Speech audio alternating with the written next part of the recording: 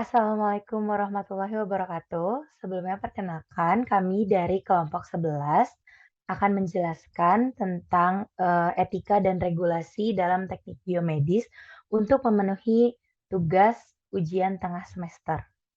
Sebelumnya, perkenalkan, nama saya Sabrina Agnia dengan nomor induk mahasiswa 1105213027. Perkenalkan, nama saya Novalia Zahra dengan nomor induk mahasiswa 1105213010. Perkenalkan, nama saya Fathia Dahla Putri Aurora dengan nomor induk 1105213059. Dan saya Anugrah Rizky dengan nomor induk mahasiswa 110521304041.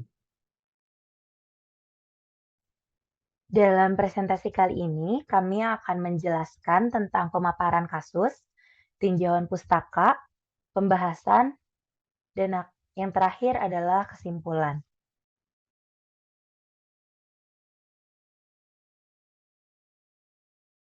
Baik, selanjutnya saya akan membacakan tentang pemaparan kasus. Di sini kami diberikan sebuah kasus, yaitu seorang subjek anak balita menangis kesakitan dan menolak darahnya diambil oleh seorang peneliti yang sedang melakukan penelitian diabetes pada usia anak.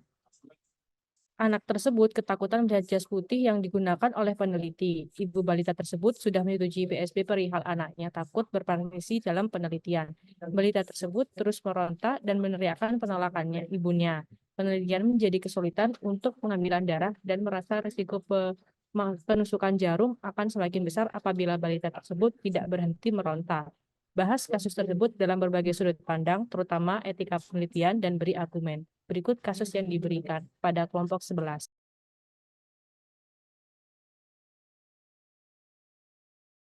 Baik, sesuai dengan arahan dari soal yang telah diberikan, kami akan memberikan argumen kami. Tetapi terlebih dahulu kami melakukan studi literatur yang kami telah kumpulkan dan telah kami pertimbangkan, juga telah kami bahas di kelompok ini melalui tinjauan pustaka yang bersumber dari jurnal-jurnal maupun dari pedoman-pedoman. Nah, yang pertama, eh, kami membahas bahwasannya adalah sebuah rumusan masalah ketika yang menjadi penyebab utama dari anak-anak tersebut atau bayi tersebut atau balita tersebut menangis adalah identitas atau jas putih, jelas disampaikan di soal.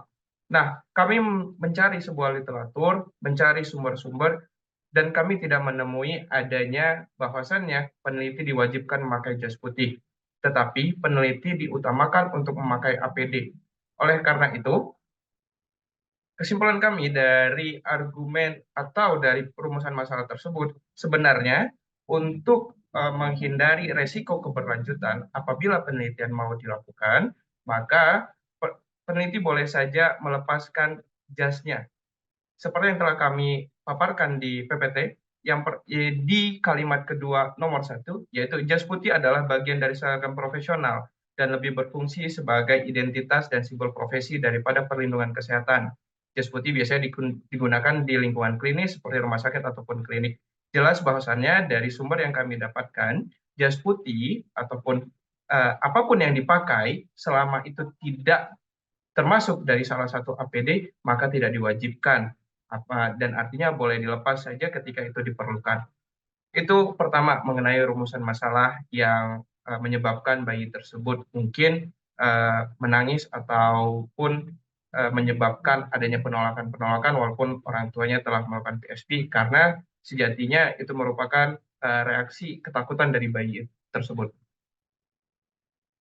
Kemudian kami mengkaji literatur lainnya dari sudut pandang lainnya dari segi manfaat dan resiko. Beberapa prinsip etika inti seperti sikap menghargai, manfaat, keadilan secara luas disepakati dan diterima dalam penelitian yang melibatkan anak dan mendasari peningkatan perhatian pada masalah-masalah seperti bahaya dan manfaat, informed consent, privasi, kerahasiaan, dan pembayaran. Prinsip untuk tidak mencelakakan tidak membahayakan, mewajibkan peneliti untuk menghindari bahaya atau cedera pada anak, baik melalui tindakan atau melakukan tindakan-tindakan lainnya. Dari sini jelas bahwasannya dari literatur yang kami dapatkan, selain peneliti harus mempertimbangkan seperti memakai identitas lain atau melakukan pendekatan-pendekatan lain, keselamatan dari subjek penelitian merupakan hal yang harus diutamakan atau menjadi prioritas. Apabila solusi-solusi yang telah dilakukan seperti penggantian identitas atau melakukan bonding terlebih dahulu kepada subjek peneliti, terutama apabila balita atau bayi, telah dilakukan tetapi tidak efektif dan tidak berjalan sesuai dengan rencana, maka sudah menjadi kewajiban peneliti harus mengutamakan keselamatan dari subjek. Terlihat dari yang telah kami paparkan di PPT, masalah-masalah bahaya dan manfaat inform konser, privasi, kerahasiaan pembayaran, prinsip untuk tidak mencelakakan. Apabila seperti yang disampaikan oleh soal, kemungkinan resiko semakin naik ketika bayi tersebut terus-terusan menangis akan membahayakan juga kepada bayi tersebut. Maka sejatinya penelitian tidak boleh dilanjutkan. Dengan kata artian subjek harus diganti untuk menjunjung tinggi etika penelitian. Yang ketiga, kami juga mencoba mencari beberapa solusi dari kajian literatur-literatur yang kami dapatkan. Dan telah didapatkan sebuah solusi yang menurut kami lumayan baik, di mana selain apabila penelitian ini mau dilanjutkan, selain peneliti tersebut melakukan bonding terlebih dahulu, kemudian menggunakan identitas yang mungkin tidak ditakutkan oleh subjek, kami juga mendapatkan solusi lainnya, seperti mengadakan sebuah distraksi, menyediakan sebuah distraksi agar fokus dari balita tersebut bisa menjadi fokus lain selain dari identitas yang menakutkan ataupun jarum suntik yang menyakitkan. Kemudian izin saya lanjutkan, seperti yang telah saya sampaikan, bahwasannya pada pembahasan pertama ini saya akan menjelaskan mengenai kenapa jas tersebut boleh dilepas, jas peneliti atau jas identitas peneliti yang berwarna putih tadi boleh dilepaskan. Ya, tentu saja itu karena bukan merupakan dari alat pelindung diri. Karena dari alat pelindung diri sendiri itu terdiri dari 3 komponen utama atau biasa disebut dengan APD Premier yang biasanya terdiri atas masker, sarung tangan lateks, dan kacamata pelindung, di mana seluruhnya ini memang berkontak langsung dengan subjek penelitian dan berfungsi untuk melindungi dua manusia tadi atau dua peneliti maupun subjek penelitian, karena ada kontak langsung yang memungkinkan adanya infeksi-infeksi apabila tidak digunakan.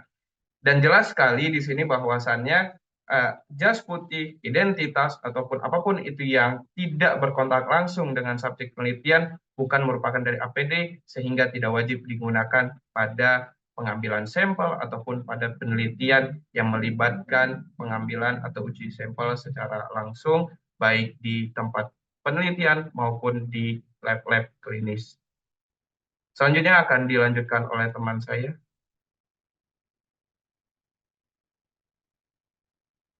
Baik, terima kasih Anu. Saya akan bicara tentang sudut pandang tentang etika penelitian, yang dimana peneliti memiliki tanggung jawab untuk memastikan bahwa tidak adanya bahaya yang akan terjadi pada subjek, terutama bagi yang melibatkan anak-anak. Tanggung jawab tersebut mencakup konsekuensi apabila subjek mendapatkan bahaya atau cedera saat melakukan penelitian. Dan setiap penelitian dirancang dengan cermat dapat meminimalisirkan risiko yang kemungkinan akan terjadi pada subjek. Risiko tersebut harus diimbangi dengan potensi manfaat dari penelitian tersebut. Peneliti juga harus bisa memastikan bahwa manfaat penelitian lebih besar daripada risiko penelitian. Penelitian yang melibatkan anak harus selalu merujuk pada pedoman etika penelitian yang relevan dan berkonsultasi pada komite penelitian etika sebelum memulai penelitian. Dan juga sangat penting juga untuk mempertimbangkan sudut pandang pada semua pihak yang terlibat dalam penelitian. Dan juga yang paling penting, ibu balita harus merasa nyaman dengan keputusannya untuk menyetujui bahwa anaknya dapat berpartisipasi dalam penelitian tersebut. Selanjutnya akan dijelaskan oleh saya Sabrina. Yang ketiga adalah mengalihkan fokus atau konsentrasi subjek dengan mainan atau video animasi. Salah satu cara untuk menenangkan bayi yang dalam penelitian ini adalah subjeknya adalah dengan mengalihkan fokus dari apa yang mereka takutkan, yaitu jas putih. Seperti dengan memberikan mainan atau memberikan tontonan animasi, merupakan salah satu upaya yang dapat dilakukan. Nyeri itu sendiri tuh dimanifestasikan sebagai sesuatu penderita yang diakibatkan oleh persepsi yang nyata, ancaman, dan fantasi luka, sehingga pengendalian nyeri pada anak merupakan prioritas dan harus digarisdepankan oleh tenaga kesehatan profesional ketika berhadapan dengan anak yang sakit. Oleh karena itu, penting bagi petugas kesehatan untuk memahami konsep dan teknik pengurangan nyeri pada anak-anak. Strategi coping yang dapat membantu mengurangi nyeri, membuat nyeri lebih dapat ditoleransi, menurunkan kecemasan dengan cara non-farmakologi, salah satunya adalah distraksi. Teknik distraksi ini merupakan salah satu cara untuk mengalihkan fokus anak dari rasa sakit atau kegiatan lain yang tidak menyenangkan. Selanjutnya akan dilanjutkan dengan kesimpulan oleh rekan saya.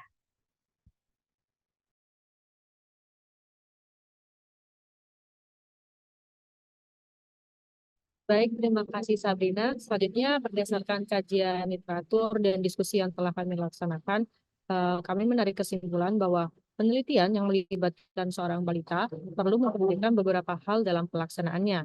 Beberapa hal tersebut diantaranya adalah kondisi balita, kondisi lingkungan, dan peraturan keselamatan medis sendiri. Kondisi balita menjadi kunci keberhasilan dari pelaksanaan penelitian. Untuk itu, penciptaan suasana nyaman harus diberikan agar mood balita sendiri tetap terjaga. Selain itu, peraturan keselamatan medis juga harus diutamakan, mengingat subjek merupakan seorang balita yang rawan terhadap penyakit. Oleh karena itu, peneliti harus mengutamakan alat pelindungan diri atau APD dalam pelaksanaan penelitian dan diperbolehkan untuk tidak menggunakan jas putih asalkan perlindungan terpenuhi. Hal ini dilakukan untuk menjaga kondisi mood balita dalam pelaksanaan penelitian.